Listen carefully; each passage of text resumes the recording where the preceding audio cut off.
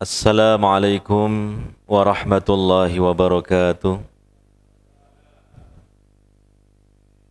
Alhamdulillahi rabbil alamin. Wassalatu wassalamu ala imamil mursalin Nabina Muhammadin wa ala alihi wa sahbihi ajma'in wa man tabi'akum bi ihsanin ila yaumiddin. Amma ba'd. Hadirin wal hadirat, para bapak, para ibu, saudara-saudari sekalian yang semoga senantiasa dirahmati dan diberkahi oleh Allah Subhanahu wa taala. Alhamdulillah, sampai detik ini kita masih bisa bernafas. Lebih-lebih lagi nafas-nafas kita di atas nafas-nafas Islam dan iman. Mari terus kita berjuang, berusaha nafas-nafas kita di atas Islam dan iman sampai hembusan nafas terakhir kita. Karena juga kita tidak tahu kapan hembusan nafas terakhir kita itu, maka pastikan nafas-nafas kita selalu di atas Islam dan iman. Itulah istiqomah dan akan diraih mati dalam keadaan husnul khotimah.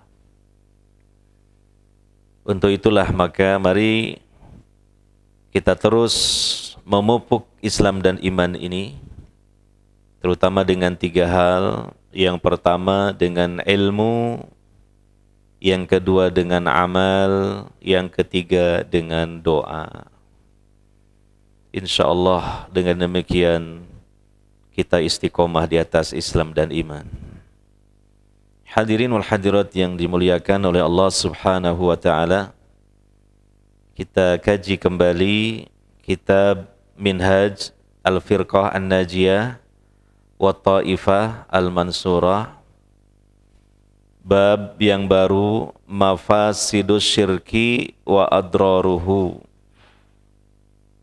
kerusakan-kerusakan dari kesyirikan dan keburukan-keburukannya. Mengetahui tentang kerusakan-kerusakan dan keburukan syirik ini tentu untuk kita menjauhi kesyirikan ini. Kita mengetahui, mengenal keburukan bukan untuk mengikutinya, tetapi justru kita semakin bisa waspada untuk tidak jatuh ke dalamnya. Apalagi kerusakan-kerusakan dan keburukan-keburukan kesyirikan ini bukan kerusakan-kerusakan dan keburukan-keburukan biasa, tapi luar biasa. Seperti yang dijelaskan insyaallah dalam pembahasan bab ini. Inna lisyirki mafasida wa adraran katsirah fi hayatil fardi wal mujtama'i. Sesungguhnya kesyirikan itu memiliki kerusakan-kerusakan, keburukan-keburukan yang sangat banyak dalam kehidupan individu maupun bermasyarakat. Ahammuha, diantaranya yang merupakan kerusakan-kerusakan terbesar, awalan yang pertama, asyirku mahanatun lil insaniyah. Kesyirikan itu adalah bentuk kehinaan terhadap nilai-nilai kemanusiaan. Sesungguhnya kesyirikan itu merupakan bentuk perendahan, penghinaan kepada kemuliaan seorang manusia, dan juga menjatuhkan derajatnya serta kedudukannya.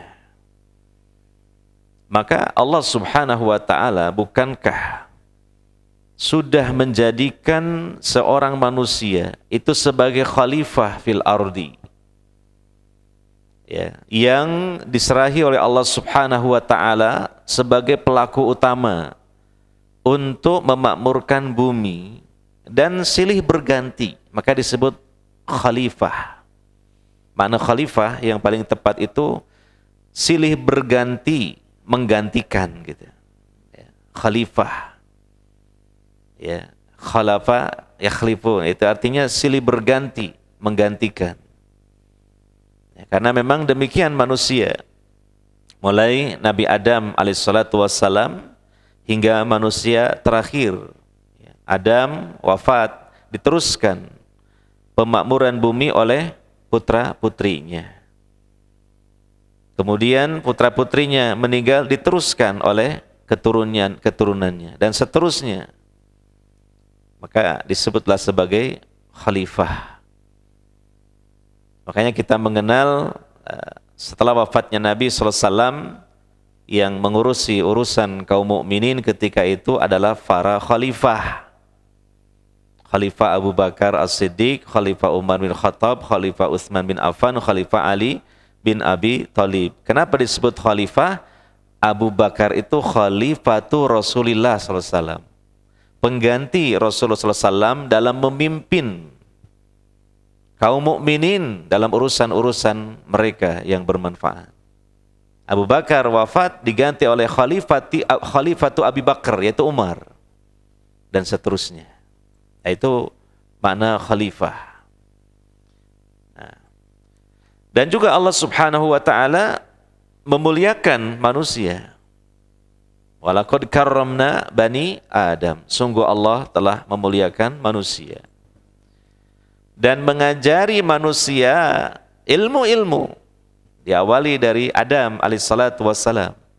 Wa 'allama Adamal asma'a kullaha. Allah mengajarkan berbagai macam nama kepada Adam.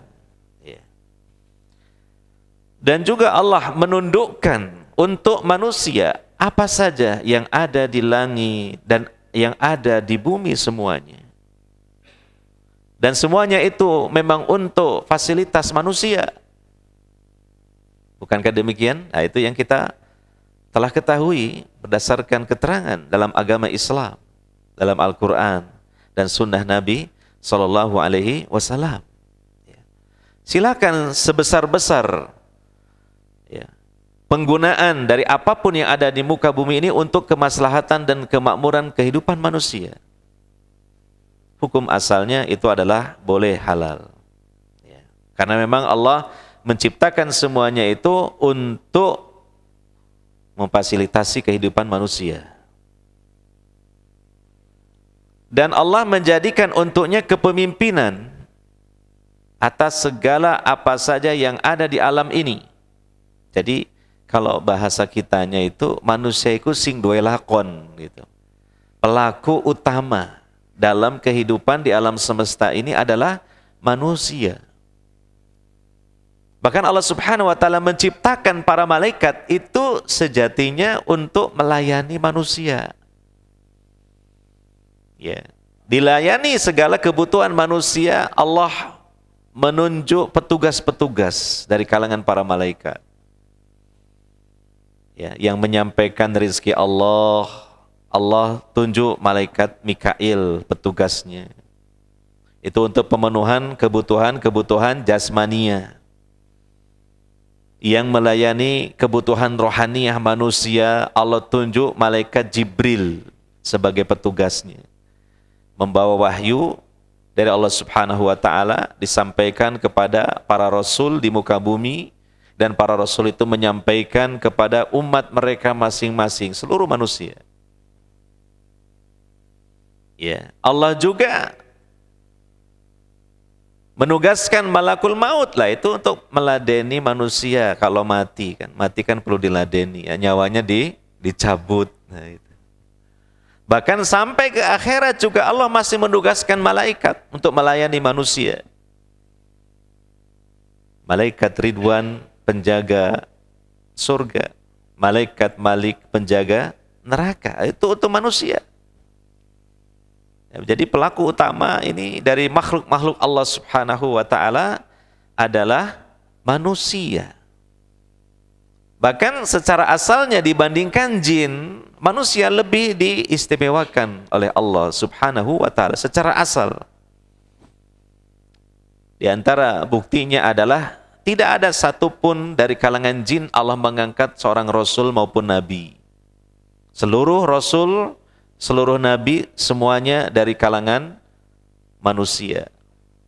Dan Allah mengangkat seorang makhluk yang paling Allah cintai, yang paling Allah dekatkan kepadanya, yaitu Nabi Muhammad SAW, dan tentunya beliau dari kalangan manusia. Nah, inilah kedudukan manusia. Ya. Akan tetapi dia jahal. Jahal itu bodoh terhadap derajat dirinya sendiri. Ya. Dan dia menjadikan sebagian makhluk-makhluk yang ada di alam semesta ini sebagai sesembahan yang diibadahi, yang dia tunduk dan menghinakan diri kepadanya. Inilah manusia yang berbuat syirik, yang mengangkat sebagian dari makhluk-makhluk Allah sebagai sesembahannya, padahal secara asal yang diangkat sebagai sesembahannya itu lebih rendah derajatnya daripada manusia. Berarti sungguh ini sebuah kejahilan, kebodohan. Makanya masyarakat Arab, ya khususnya, yang mana sebelum Nabi SAW diangkat menjadi Nabi dan Rasul, yang ketika itu secara mayoritasnya mereka berbuat syirik, disebutlah mereka itu masyarakat dan zaman jahiliyah, kebodohan. Sampai-sampai di kalangan orang-orang musyrik Arab itu ada yang mereka menyembah sesembahan. Sesembahannya itu terbuat dari bahan makanan. Ya, dari gandum gitu ya, mungkin dicampur apa, dideplok gitu ya. Kemudian dirangkai sedemikian rupa sehingga terwujud wujud tertentu sesuai dengan selera. Lalu setelah jadi mereka sembah. Nanti kalau mereka lapar, itu hanya dicuil, dipangan. Nah, ini kan kebodohan seperti ini. Itu. Maka kehinaan apa lagi bagi seorang manusia? Ya. Selain daripada melakukan hal tersebut, yang mana itu masih banyak terjadi sampai pada hari ini. Sampai pada hari ini. Coba lihat. Mi'atal malayin minal bashar minal hindi ya'budunal baqar. Ya. Jutaan atau ratusan juta manusia-manusia di negeri India itu mereka menyembah sapi. Al-baqar itu apa? Sapi. Berapa juta penduduk India mereka menyembah sapi. Ya. Yang mana sapi itu Allah ciptakan untuk manusia, kok malah disembah oleh manusia. Tujuannya apa? Untuk membantu manusia dalam kehidupannya. Ya, dipakai tenaganya, misalnya untuk mengairi lahan, ya, misalnya untuk membajak sawah secara tradisional kan begitu. Atau untuk menarik pedati yang digunakan untuk alat transportasi gitu, ya. Atau juga dijadikan sebagai makanan dengan cara disembelih terlebih dahulu, dimakan dagingnya dan sangat lezat bergizi. Itu sapi. Ya. Kok malah kemudian dipertuhan, disembah. Nah, ini dipertanyakan kesehatan akalnya gitu.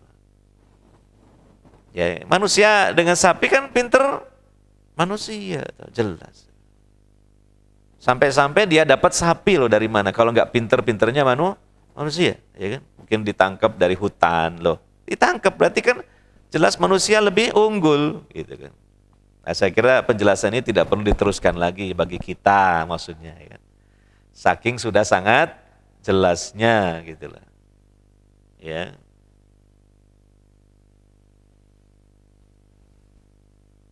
Kemudian juga sisi lain, kita akan menyaksikan sebagian kaum muslimin, masih ada di kalangan kaum muslimin, yang suka beriktikaf di sekeliling kuburan. Ya'kufuna ala kuburil mauta, i'tikaf, terutama dari kalangan orang-orang Syiah yang mereka sangat mengagungkan kuburan-kuburan dari imam-imam mereka. Demikian kaum sufi yang ekstrim, yang mana mereka meminta kepada ahli-ahli kubur itu untuk dipenuhi hajat-hajat kebutuhan mereka. Ya. Sedangkan mereka itu apa? Menyembahnya. Menyembah kepada sesama manusia. Ya. La yamlikuna li anfusihim darran wala naf'a. Yang disembah itu mereka tidak punya kemampuan untuk mendatangkan bahaya ataupun manfaat untuk diri mereka sendiri. Ya, contohnya Al-Husain. Nah, kita lagi-lagi mengangkat fenomena pengagungan sebagian orang, terutama dari kalangan Syiah, terhadap Al-Husain bin Ali bin Abi Thalib. Didatangi ya kuburannya, yang mana kuburannya ini kan masih kontroversi dan masih diperselisihkan mana yang benar gitu. Karena di beberapa negara ada kuburannya, padahal orangnya kan cuma satu, gitu. Nggak tahu yang mana yang benar. Masing-masing mengklaim bahwa kuburan Husain yang sebenarnya ya di negeri kami ini, gitu. Yang lain juga demikian. Ya. Kemudian mereka berdatangan dari tempat yang dekat, bahkan dari tempat yang jauh untuk bermalam, beberapa malam, beberapa hari, mengelilingi kuburan itu beriktikaf. Mereka duduk bersimpu dengan khidmatnya, dengan khusyuknya, memohon kepada Husain yang diduga ada Husain di dalam kuburan itu, jasadnya, ya, supaya mengabulkan keinginan mereka. Nah, itu. Padahal Husain saja lam yastati an yamna an nafsihil qatla. Husain itu jangankan setelah meninggalnya, setelah menjadi mayat, ketika hidup saja dia diserang oleh orang-orang Khawarij di Karbala. Dia tidak bisa menyelamatkan dirinya. Dia dibunuh, dibantai oleh mereka. Tidak bisa. Itu ketika masih hidup, dan Husain ketika itu membawa pasukan kecil, tidak mampu melawan orang-orang yang ada di situ. Dari kalangan orang-orang Syiah juga sebenarnya itu. Ya. Apalagi ketika sudah menjadi mayat, meninggal dunia, tentu tidak bisa berbuat apa-apa sama sekali. Ya. Justru orang-orang yang sudah meninggal itu yahtajuna ila du'il ahya. Mereka membutuhkan doa dari orang-orang yang masih hidup. Bukan malah orang yang hidup minta kepada orang yang sudah meninggal dunia. Justru yang meninggal dunia itu membutuhkan doa-doa dari orang-orang yang masih hidup. Ya. Maka kita mendoakan mereka, nad'u lahum, bukan nad'uhum min dunillah. Ya, jadi kita orang yang masih hidup terhadap orang-orang yang sudah meninggal dunia, mendoakan mereka, bukan berdoa kepada mereka. Itu beda ya. Kalau mendoakan mereka itu berdoa kepada Allah supaya Allah memberikan kebaikan dan mengangkat keburukan berupa siksaan atau azab di alam kuburnya. Itu namanya mendoakan mereka. Tapi kalau berdoa kepada mereka, Allah dikesampingkan, doanya ditujukan kepada mereka, kepada mayat-mayat itu. Nah, ini sudah disebutkan di dalam Al-Quran, sekaligus ini peringatan supaya jangan melakukan hal seperti ini. Dalam surah An-Nahl ayat 20 dan 21, walladzina yad'una min dunillahi la yakhluquna syai'a wa hum yukhlaqun amwatun ghairu ahya wa ma yash'uruna ayyana yub'atsun. Dan sesembahan-sesembahan yang mereka sembah selain Allah itu tidak mampu menciptakan sesuatu pun. Justru mereka diciptakan. Mereka itu mati tidak hidup. Dan mereka tidak mengetahui bila para penyembahnya dibangkitkan. Tidak ada kemampuan untuk itu. Tidak ada ilmunya mereka. Ya. Nah, ini sangat jelas sekali ya bagi kita. Tapi mungkin bagi sebagian orang yang belum mengetahui tauhid yang benar, yang masih bergelimang dengan kesyirikan, ya semoga saja ini menjadi peringatan dan sebagai bahan renungan untuk kemudian sadar akan kesalahan dan kebodohannya. Demikian di surah Al-Hajj ayat 31, "Wa may yusyrik billahi faka'annama kharra minas sama'i fatakhtafuhu at-tayr au tahwi bihi ar-rihu fi makanin sahiq." Dan barang siapa yang menyekutukan Allah, maka seolah-olah dia jatuh dari langit, kemudian disambar burung. Sudah jatuh, kemudian apa? Disambar burung. Ini keadaan orang yang musyrik. Seperti itu nasibnya, seperti itu keadaannya. Dia tidak punya pegangan yang kokoh. Ya. Atau dihempas oleh angin, ya, ke tempat yang sangat jauh dan entah kemana nanti jatuhnya, tak menentu hidupnya. Nah, maka ketika seorang manusia berada di atas tauhid, alhamdulillah, dia berpegang kepada tali yang sangat kokoh yang tidak akan terputus. Ya, itulah yang menjadikan dia selamat dunia dan akhiratnya. Ya. Seperti yang Allah sebutkan di Al-Quran, ya, di surah Al-Baqarah ayat 256. Ya. Faqad istamsaka bil urwatil wuthqa lang fisama laha. Siapa yang mentauhidkan Allah, beriman kepada Allah, mengingkari segala sesembahan selain Allah, maka sungguh dia telah berpegang teguh dengan tali yang sangat kuat, yang sangat kokoh, yang tidak akan terputus. Jadi istilahnya orang Jawa itu punya gecokan, pegangan yang kuat. Ahli tauhid itu. Ini yang pertama dari kerusakan dan keburukan syirik. Syirik itu merendahkan nilai-nilai kemanusiaannya, merendahkan derajat dia sebagai manusia, sebagai makhluk yang dimuliakan oleh Allah Subhanahu wa ta'ala. Maka siapa yang berbuat syirik, sungguh dia sendiri yang telah menghinakan dirinya sendiri. Yang kedua, asyirku wikrul khurafati wal abatil. Syirik itu sarang khurafat dan kebatilan-kebatilan. Ya, khurafat, keyakinan-keyakinan yang tidak berdasar kepada dalil, bahkan kepada akal yang sehat. Ya, dia percaya dan dipengaruhi oleh mitos-mitos. Ya. Nah, itu namanya khurafat. Ya. Karena orang yang dia meyakini, ya, adanya makhluk yang memiliki pengaruh besar selain Allah di alam semesta, mungkin berupa bintang-bintang, mungkin berupa jin, mungkin berupa bayangan-bayangan yang gak jelas menurut sangkaan mereka, ataupun arwah, roh-roh, maka menjadikan akalnya itu siap untuk menerima segala khurafat.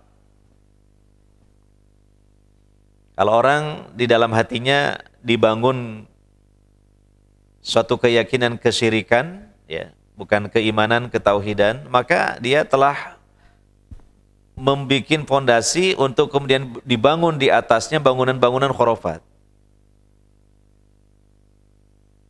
Ya. Dan membenarkan setiap kabar-kabar dari para pendusta, dari para dukun, para peramal, ahli nujum dan sebagainya. Dari agen-agen setan di atas muka bumi ini. Ya. Maka oleh karena itulah ketika kesyirikan ini berada di suatu masyarakat, maka dagangan-dagangan dukun dan para peramal, tukang sihir, tukang nujum, dan yang semisal mereka itu laris manis.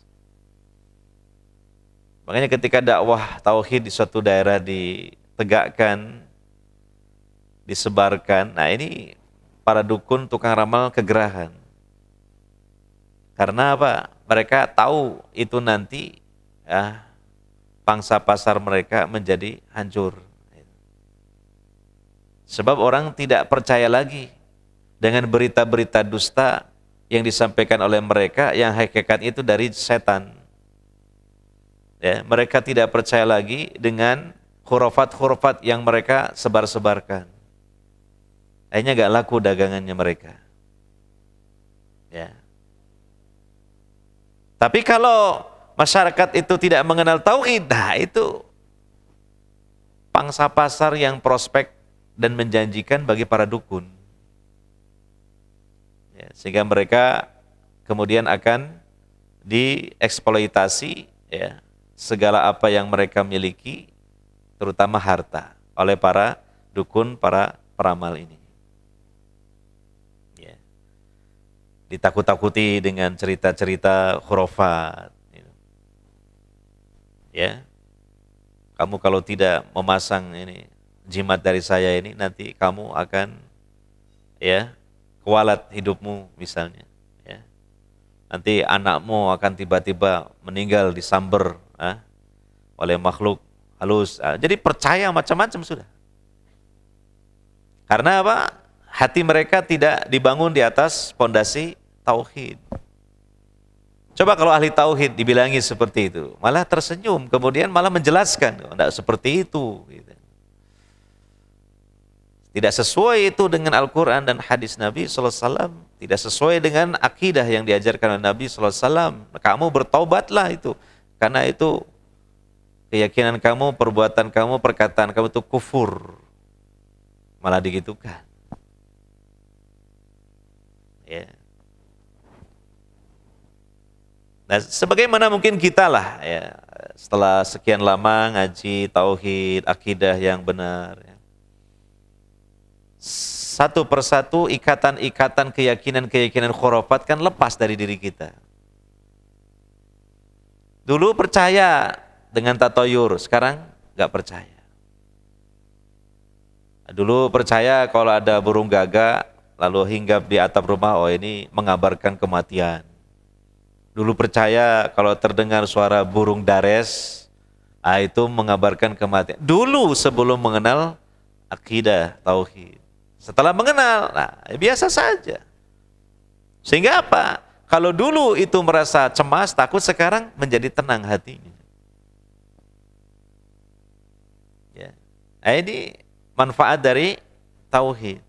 Tapi kebalikannya, ketika tauhid belum bersemi di dalam hati seorang manusia, manusia itu dia akan dibelenggu dengan khurafat-khurafat yang ada, yang banyak sekali. Ya. Nah, ini anak-anak kecilnya harus dipasangi kalung dari bambu kuning yang dipotong-potong, disambung dengan benang ya. Lalu juga memberikan sesaji ya ke Laut Selatan, karena ini Nyi Roro Kidul kalau tidak melaksanakan hal tersebut akan marah, akan menimpakan bencana.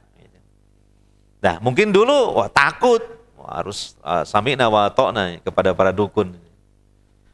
Kalau sekarang, andai kan memang ya Nyi Roro Kidul itu jin, kenapa kita takut sama jin?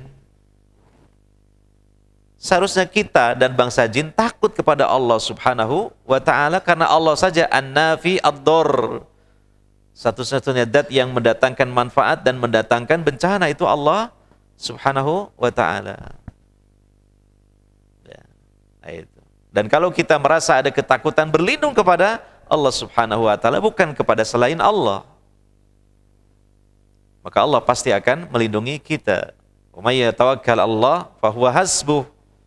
Siapa yang bertawakal kepada Allah, Allah yang akan melindunginya. Ya.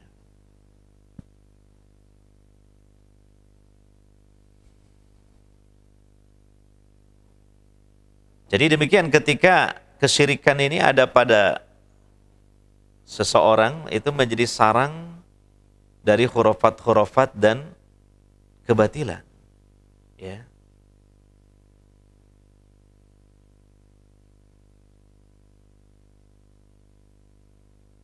Kemudian yang ketiga, kerusakan dan keburukan dari kesyirikan itu, asyirku zulmun azim. Kesyirikan adalah merupakan kezaliman yang sangat besar. Zulmun lil haqiqati. Lianna a'dhamal haqaiki an la ilaha illallah wa la rabba ghairuhu wa la hukma siwahu. Kezaliman yang sangat besar kesyirikan itu. Karena hak yang paling agung, yang paling besar, yang wajib ditunaikan oleh seorang hamba Allah adalah mentauhidkan Allah. Merealisasikan kalimat la ilaha illallah.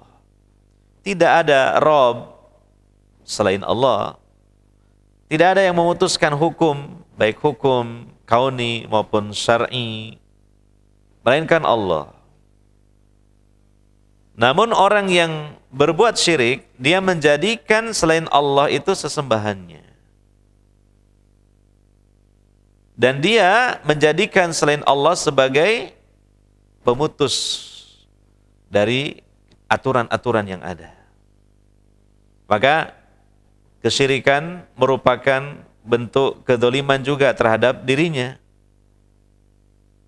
Kenapa? Karena orang musyrik itu telah menjadikan dirinya sebagai hamba bagi makhluk yang seperti dia. Nah, jadi ya, syirik itu pertama kan kedzaliman yang sangat besar karena apa? Mendolimi hak-haknya Allah. Di mana haknya Allah itu yang harus pertama-tama dia tunaikan. Yang kedua, demikian juga dia telah mendolimi dirinya sendiri. Kenapa? Karena dia memposisikan dirinya sebagai sebagai penyembah kepada sesama makhluk. Itu namanya mendolimi dirinya sendiri. Ya. Allah menciptakan manusia itu bukan sebagai hamba bagi sesama hamba, tapi sebagai hamba bagi Tuhan sekalian hamba, yaitu Allah Subhanahu wa ta'ala. Gitu loh. Bisa diberikan mungkin suatu analogi ya. Umpamanya kita di sebuah perusahaan itu oleh pimpinan perusahaan diangkat sebagai manajer gitu loh. Nah, kita punya anak buah atau karyawan biasa. Nah, kita sebagai manajer itu kan pimpinan. Kok malah nurut ngikuti instruksi anak buah? Berarti apa? Sama dengan merendahkan posisi kita di perusahaan itu. Menjatuhkan posisi kita di perusahaan itu. Harusnya kita itu mengikuti taat instruksi atasannya manajer. Apa namanya? Mungkin direksi gitu ya. Apa komisaris gitu, apalagi direktur utama kan gitu, ya. Itu analoginya demikian. Nah, orang yang berbuat syirik seperti itu gambarannya. Dia menjadikan sesama hamba kok sebagai sesembahannya. Berarti sama dengan dia telah mendolimi dirinya sendiri. mendolimi dirinya sendiri. Apalagi semacam tadi itu, sebagian masyarakat India menyembah sapi. Ya. Berarti sama dengan telah merendahkan dirinya sendiri. Mendolimi dirinya sendiri. Makanya tidak heran ketika kaum muslimin di dunia ini menyelenggarakan Idul Adha yang tentu banyak menyembelih sapi. Kaum muslimin kurban sapi, mereka kurban perasaan. Karena Tuhannya disembelih. Tuh Pak, kita kan harus toleransi, itu kan keyakinan mereka. Ya. Mana dalilnya yang menyuruh begitu? Yang ada itu dalilnya kita disuruh menyampaikan tauhid. Gitu. Sebagaimana itulah tugas utama para Rasul, para Nabi. Dan dengan kita menyampaikan tauhid, mengangkat harkat martabat mereka sendiri. Seperti yang telah dilakukan sejak dulu sampai hari ini oleh misalnya Dr. Zakir Naik. Ya, Dr. Zakir Naik dari India sebagai seorang alim muslim bertauhid yang mendakwahkan tauhid sehingga mungkin ratusan ribu orang-orang kafir, orang-orang musyrik, mereka sadar akan kekufurannya, akan kesyirikannya, dan mereka kemudian menyatakan masuk Islam. Alhamdulillah. Itu sebuah kemajuan di India dengan sebab dokter, bukan dokter ya, dokter Zakir Naik. Dia meneruskan dakwahnya Syekh Ahmad Didat dulu.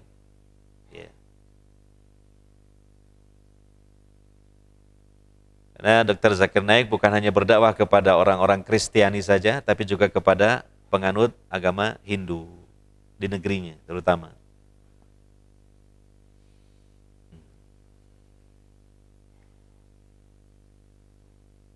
Nah, itulah kenapa disebut kesyirikan itu kedoliman yang sangat besar. Mendolimi haknya Allah, mendolimi dirinya sendiri.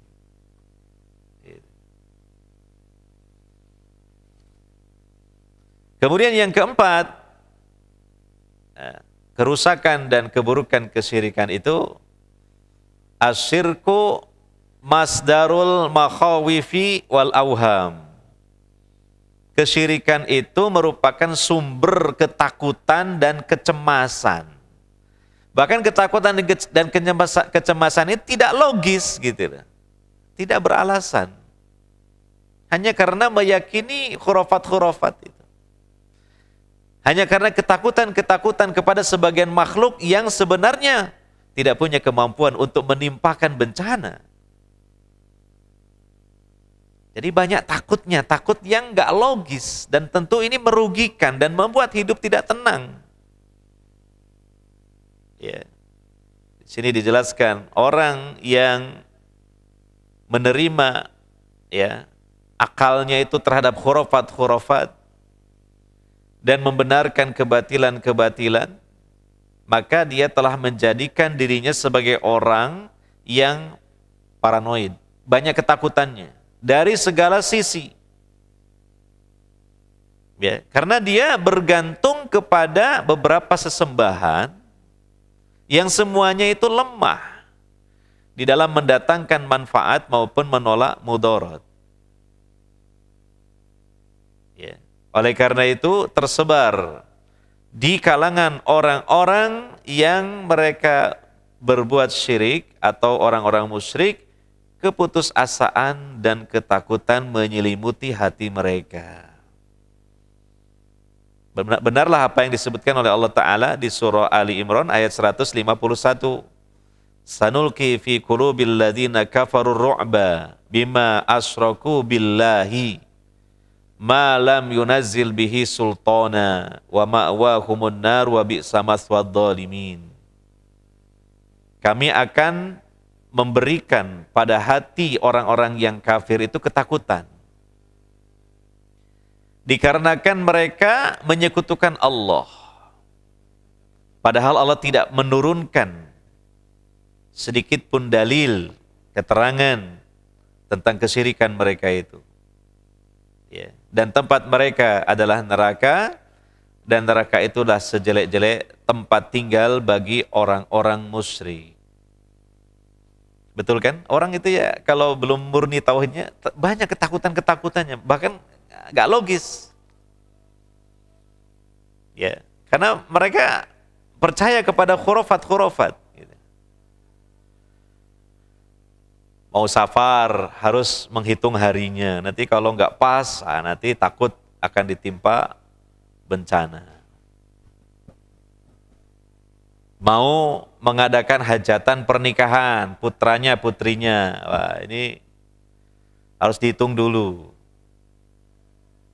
Ya, sebab nanti kalau nggak pas waktunya, katanya apa istilahnya itu, leluhurnya nanti akan menimpakan bencana atau kewalat istilahnya. Atau setidaknya kalau ya orang-orang yang telah beragama Islam tapi belum sempurna ketauhidannya, mereka meyakini tatayur, dan hukum tatayur itu minimal syirik asgor, syirik kecil. Ya. Keyakinan-keyakinan yang diyakini sebagai hal yang mendatangkan kesialan.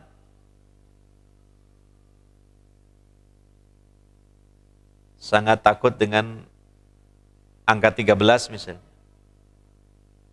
Karena katanya itu pembawa kesialan. Makanya kalau masuk ke hotel lalu kemudian memilih kamar, jangan sampai memilih kamar 13. Ternyata mungkin hotel itu sudah penuh, tinggal satu kamar yang masih kosong. Nah, satu kamar itu ternyata nomornya berapa? 13. Nggak mau, akhirnya lah, pemilik hotel akhirnya meniadakan angka 13. Jadi deretan kamarnya itu ya habis 12 langsung 14, nggak ada 13-nya. Karena apa? Angka 13 dianggap angka sial. Nah, ini. Jadi penuh ketakutan. Gitu. Nah, maka kalau kita belajar tauhid dan semakin pintar, maka semakin menenangkan jiwa dan semakin hidup kita menjadi tenang. Karena kita tidak dipengaruhi oleh ketakutan-ketakutan yang tidak logis tadi. Dan ya buktinya ya tidak ada apa-apa, semua terjadi sesuai dengan takdir Allah Subhanahu wa taala. Bahkan sudah dicontohkan oleh Nabi sallallahu alaihi wasallam, dulu masyarakat jahiliyah punya keyakinan jangan menikah di bulan Syawal, atau menikahkan putra-putrinya di bulan Syawal. Nabi SAW dalam hadis riwayat Imam Muslim sengaja menikahi Aisyah di bulan Syawal. Dan apa yang terjadi? Berkah keluarganya, kehidupannya, ya sakinah mawaddah warahmah. Tidak ada apa-apa yang sifatnya dikhawatirkan oleh sebagian orang. Itu.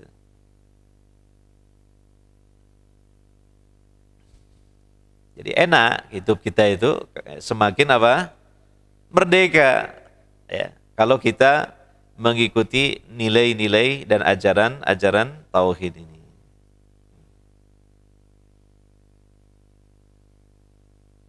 Ya, mungkin sementara kita hentikan dulu sampai di sini untuk dikumandangkan adzan Isya. Insyaallah nanti kita lanjutkan lagi.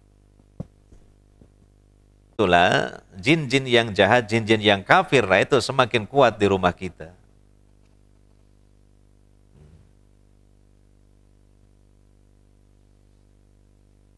Yang kelima, syirik itu membuat manusia malas beramal soleh. Karena apa? Mengandal-ngandalkan kepada yang disembah atau diagungkannya akan memberikan syafaat.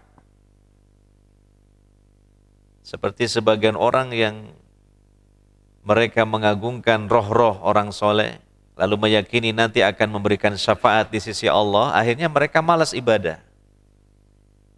Mengandal-ngandalkan.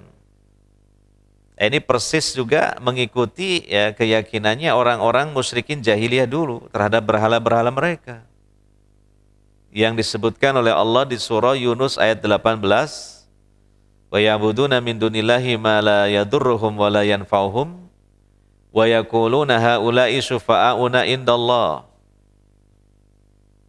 Mereka menyembah sesuatu selain Allah yang tidak mendatangkan mudarat bagi mereka, tidak juga manfaat. Dan mereka mengatakan, sesungguhnya sesembahan kami ini akan memberikan syafaat di sisi Allah. Nah, menolong mereka nanti. Hanya mereka terlena dengan keyakinan itu. Tenang saja, walaupun gak berbuat baik, nanti kan kita selamat. Demikian ini keyakinan orang-orang Nasrani terhadap Nabi Isa. Bahwa Isa ini, ya, ketika mereka sudah dibaptis, maka dosa-dosa mereka semua sudah ditebus oleh sang juru penyelamat, yaitu Yesus Kristus, Isa. Iya kan? Nah, itu mereka terlena dengan keyakinan yang keliru, yang batil. Sehingga meremehkan dosa. Karena sudah dijamin ditebus. Dan mereka lemah dan malas untuk berbuat kebaikan. Nah, ini bahaya dari kesyirikan. Ya. Atau seperti keyakinan sebagian orang-orang sufi yang ekstrim terhadap imam-imam mereka. Yang mana imam-imam mereka nanti akan menjamin mereka untuk masuk surga. Ya, kalaupun masuk neraka, nanti akan mengangkat mereka dari neraka dan memasukkannya ke dalam surga. Ya, demikian keyakinan sebagian orang Syiah terhadap imam-imam mereka. Sehingga akhirnya apa? Ya, mereka bermalas-malasan saja dalam beribadah kepada Allah Subhanahu wa Ta'ala. Padahal ajaran Nabi SAW, ajaran Tauhid tidak seperti itu. Nasib seorang manusia itu, ya bergantung kepada amalnya sendiri-sendiri. Jangan mengandal-ngandalkan orang lain. Sebab orang lain pun jangankan memberikan keselamatan, dia sendiri belum tentu selamat. Karena kita tidak tahu. Selain daripada para rasul, para nabi, para sahabat, terutama yang dijamin masuk surga. Tapi mereka juga tidak bisa. Nabi SAW mengatakan kepada Fatimah, putri kesayangan beliau, ya Fatimatu binta Muhammad, salini min mali ma syi'ti, la ugni anki minallahi syai'a. Hai Fatimah putri Muhammad, mintalah kamu kepadaku berupa harta sesuai keinginanmu sekarang ini. Besok di akhirat, aku tidak bisa menolong kamu dari azab Allah sedikit pun juga. Nah, itu Nabi SAW kepada Fatimah. Selanjutnya yang keenam, bahaya dari kesyirikan dan keburukannya. Syirik itu menjadi sebab kekal siksaan di neraka. Masuk neraka saja sudah mengerikan, apalagi kalau kekal. Nah, bisa seperti itu seorang hamba? Iya, karena apa? Karena syirik. Karena membawa dosa syirik akbar. Nauzubillah min dzalik. Makanya kita berlindung kepada Allah. Walaupun kita sudah berada di atas tauhid, berlindung terus kepada Allah dari kesyirikan. Ya, sebagaimana ketakutan Nabi Ibrahim juga terhadap kesyirikan akan menimpa dirinya dan anak keturunannya, yang disebutkan doanya dalam Al-Quran. Apalagi kita. Makanya Nabi SAW mengajarkan kepada kita suatu doa. Allahumma inni a'udzubika an usyrika bika wa ana a'lam wa astaghfiruka lima la a'lam. Ya, kita baca doa itu. Ya. Jelas nasnya di dalam Al-Quran maupun hadis Nabi tentang hal tersebut, ya. Bahwa orang musyrik itu di akhiratnya ditempatkan di neraka jahanam dan kekal di dalamnya. Innahu may yusyrik billahi faqad harramallahu alaihil jannata wa ma'wahun naru wa malid dhalimina min ansor. Surah Al-Maidah ayat 72. Sesungguhnya siapa yang menyekutukan Allah, maka sungguh pertama Allah haramkan atasnya sorga. Ini yang pertama. Yang kedua, wa ma'wahun nar. Tempatnya di neraka. Yang ketiga, wa malidzalimina min ansor. Tidak ada seorang pun yang bisa menolong terhadap orang musyrik itu yang sudah ada di neraka. Ya sudah, tinggal putus asa aja, tidak ada artinya. Diharamkan masuk sorga, ditempatkan di neraka. Sudah di neraka, nggak ada yang nolong satu orang pun. Allah tidak nolong, apalagi makhluk-makhluk Allah. Luar biasa. Ini mengerikan sekali. Ya. Makanya ya kenapa kita itu begitu concern ya dalam membahas ketauhidan, ya, mengenal kesyirikan dan macam-macamnya. Karena itu upaya terbesar di dalam kita berusaha menyelamatkan diri kita dari kesyirikan dengan artian menyelamatkan kita dari kekekalan siksaan api neraka.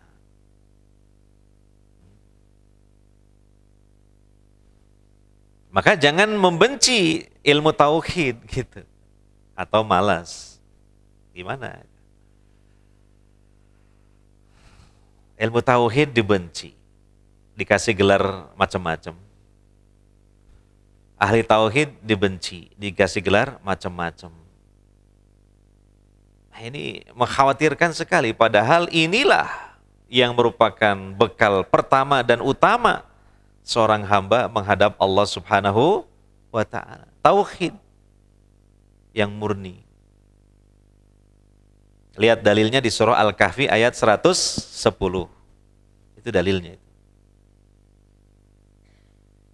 Faman kana yarju liqa'a rabbih falyamal amalan shalihan wa la yusyrik bi ibadati rabbih ahada. Di hadis Nabi di antaranya dalam Sahih Al-Bukhari, man mata wa huwa yad'u min dunillahi niddan dakhalan nar. Siapa yang mati sementara dia menyembah sesembahan selain Allah, mengangkat tandingan di sisi Allah, maka dia masuk ke dalam neraka.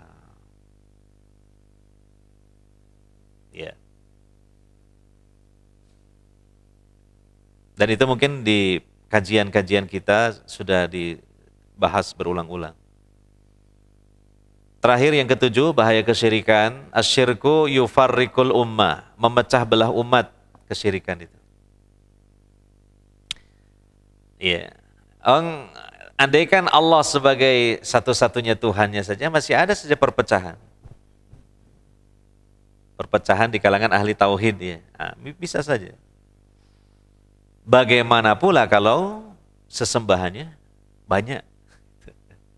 Dan tentu masing-masing dari para penyembah itu akan mengagungkan sesembahannya dan tidak mengagungkan bahkan meremehkan sesembahan kelompok yang lainnya. Kami loh punya Tuhan ini. Nah, kan itu. Yang sana juga begitu. Yang sana lagi begitu. Nah, pecah. Manusia pecah. Mengikuti sesembahannya masing-masing. Gitu. Maka Allah mengatakan dalam Al-Quran juga demikian. Di surah Ar-Rum ayat 31 sampai 33. وَلَا تَكُونُوا مِنَ الْمُشْرِكِينَ مِنَ الَّذِينَ فَرَّقُوا دِينَهُمْ وَكَانُوا شِيَعًا كُلُّ حِزْبٍ بِمَا لَدَيْهِمْ فَرِحُونَ. Jangan kalian menjadi orang-orang musyrik dari orang-orang yang memecah belah agama mereka. Sedangkan mereka bergolong-golongan. Setiap golongan bangga terhadap apa yang ada pada mereka. Ya.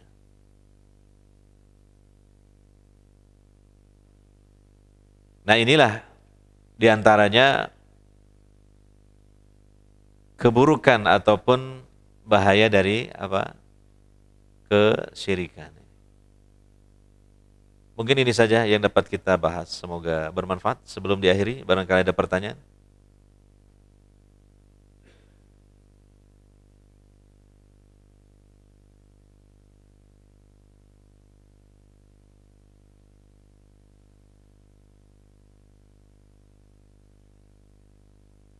Insya Allah kalau nggak ada pertanyaan berarti paham ya. Atau mungkin tidak paham, tapi insya Allah paham lah. Subhanakallahumma wa bihamdika asyhadu an la ilaha illa anta astaghfiruka wa atubu ilaik. Walhamdulillahirabbil alamin. Wassalamualaikum warahmatullahi wabarakatuh.